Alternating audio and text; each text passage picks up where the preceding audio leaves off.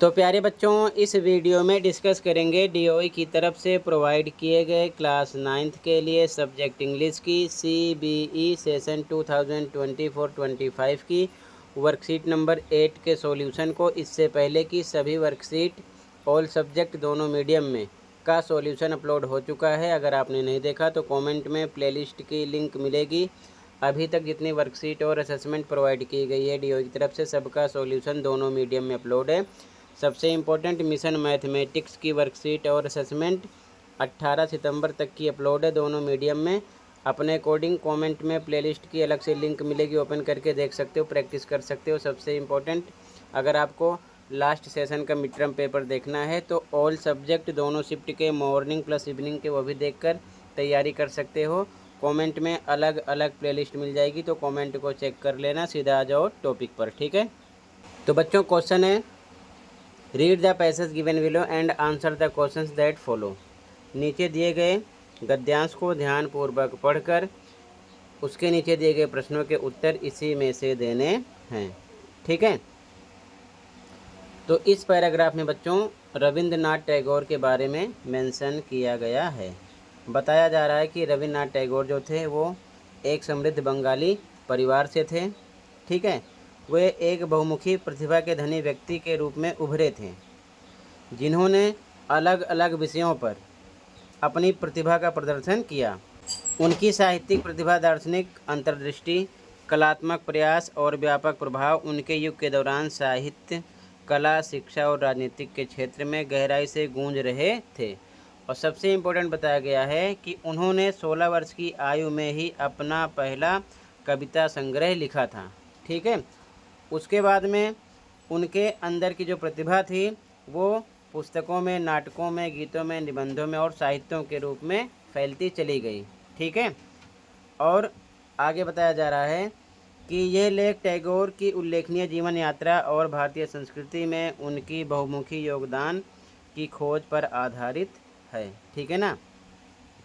आज भी टैगोर का स्थायी प्रभाव भारतीय सांस्कृतिक अभिव्यक्ति के समृद्धि ताने बाने में व्याप्त है, जो कि न तो साहित्य और न ही संगीत को प्रभावित करता है, बल्कि शैक्षिक प्रतिमानों और सामाजिक सुधार आंदोलनों को भी प्रभावित करता है। तो कहने का मतलब ये है कि इन्होंने ऐसा काम किया था कम उम्र में कि इनकी चर्चा हर तरफ हो रही थी। और उनके जो गहरे शब्द थे वो ये थे कि तितली महीनों को नहीं बल्कि क्षणों को गिनती है और उसके पास पर्याप्त समय है। जीवन की क्षणभंगुरता सुंदरता के प्रति उनके सम्मान को दर्शाता है, ठीक है। तो कहने का मतलब यहाँ पर रविन्द्रनाथ टैगोर जी कम टाइम में ज़्यादा अचीवमेंट हासिल किए थे, जिसके कारण ये पॉपुलर थे, ठीक है ना।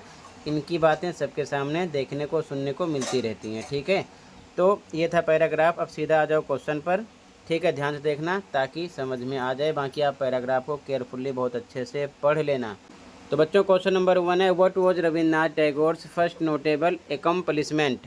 यानी कि रविन्द्रनाथ टैगोर की पहली उल्लेखनीय उपलब्धि क्या थी। तो आपका आंसर हो जाएगा option number C, publishing his first poetry book, ठीक है। यहाँ पर अभी आपने पढ़ा था 16 ईयर की एज में उन्होंने ऐसा काम किया था, ठीक है। ये उनकी पहली उपलब्धि थी, क्लियर है। फर्स्ट में सी ऑप्शन हो गया। सेकंड क्वेश्चन है, which aspects of society did Tagore's work influence. यानी कि टैगोर के कार्यों ने समाज के किन पहलुओं को प्रभावित किया। तो यहाँ पर आपका बी ऑप्शन राइट हो जाएगा, ठीक है ना। Literature, art, education and politics, ठीक है, यहाँ पर मेंशन किया गया है। तो यहाँ पर इसका आंसर मेंशन, अगर आप अच्छे से पैराग्राफ को पढ़ोगे तो आपको आंसर ढूंढने में किसी प्रकार की दिक्कत नहीं होगी, ठीक है। ये चीज़ ध्यान में रखना, क्लियर है। तो यहाँ पर आपका बी ऑप्शन हो जाएगा क्वेश्चन नंबर 2 में। अगला बच्चों क्वेश्चन नंबर 3 है, what was the Tagore's view on the passage of time as expressed in the passage. यानी कि समय बीतने के बारे में टैगोर का दृष्टिकोण क्या था, जैसा कि इस अनुच्छेद में व्यक्त किया गया है। तो यहाँ पर आपका बी ऑप्शन राइट हो जाएगा, moments are more significants than months, ठीक है। यहाँ पर मेंशन किया गया था जब उन्होंने बटरफ्लाई के बारे में डिस्कस किया था, ठीक है। ये चीज़ ध्यान में रखना, क्लियर है। तो यहाँ पर बी ऑप्शन हो जाएगा। क्वेश्चन नंबर 4 देखो ध्यान से। अगला क्वेश्चन नंबर 4 है, how does Tagore's continue to impact Indian culture today. यानी कि टैगोर का प्रभाव आज भी भारतीय संस्कृति पर किस प्रकार जारी है। तो यहाँ पर आपका बी ऑप्शन राइट हो जाएगा, through literature, music, education and social reform. यानी कि साहित्य, संगीत, शिक्षा और सामाजिक सुधार के माध्यम से, ठीक है। यहाँ पर मेंशन किया गया है, इनके बारे में यहाँ से आप देख सकते हो। ठीक है, अगर आप अच्छे से पढ़ोगे तो सारी चीज़ें आपकी समझ में आ जाएंगी, सब कुछ आपको पैराग्राफ में ही मिलेंगी। ठीक है, अगला देखो क्वेश्चन नंबर 5 है। अगला क्वेश्चन नंबर 5 है, what does the phrase multifaceted body of work refer to, यानी कि बहुआयामी कार्य वाक्यांश किससे संबंधित है। तो यहाँ पर भी आपका बी ऑप्शन राइट हो जाएगा, Tagore's diverse range of talents and contributions. ठीक है, यानी कि टैगोर की विविध प्रतिभाएं और योगदान के लिए। ठीक है, यहाँ पर भी बी ऑप्शन राइट हो जाएगा। क्लियर है, तो फिर से देख लो पांचों क्वेश्चन के आंसर।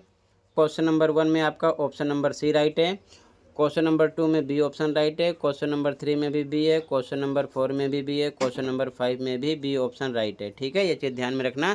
तो इसी के साथ ही वर्कशीट कंप्लीट है। कहीं पर कोई डाउट है कमेंट कर सकते हो। मिलते हैं अगली वीडियो में। Thank you for watching and take care.